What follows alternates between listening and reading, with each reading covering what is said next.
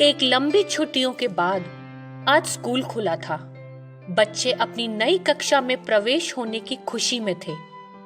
कक्षा में सभी बच्चों से उनके नाम पूछे गए और ये भी पूछा गया कि छुट्टियों में उन्होंने क्या क्या किया। फिर सभी को कॉपी निकालकर ये लिखने को कहा गया कि वे भविष्य में क्या बनना चाहते हैं। सभी कॉपियों को टीचर अपने घर ले गई। सभी बच्चों ने अपने दिल की इच्छा से कुछ न कुछ लिखा था। कुछ को पढ़कर टीचर को हंसी आई तो कुछ को पढ़कर उसे आश्चर्य हुआ।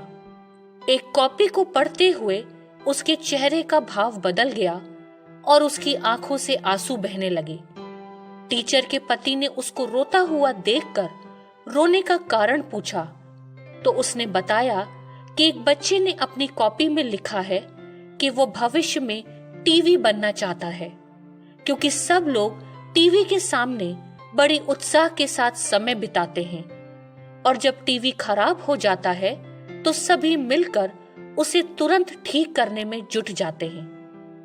पापा भी जब ऑफिस से देर से आते हैं तो मुझसे ज्यादा बात नहीं करते हैं।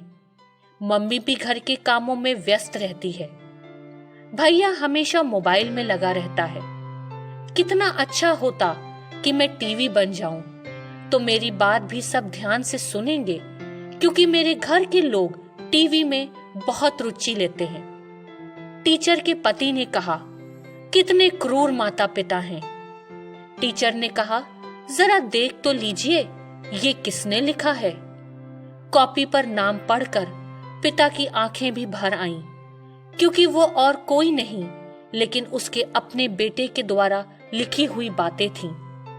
दोस्तों, व्यस्तता तो हमेशा बनी रहेगी, लेकिन बहुत आवश्यक है कि बच्चों के साथ एक अच्छा समय बिताया जाए, जिससे कि उनका मनोबल बना रह सके।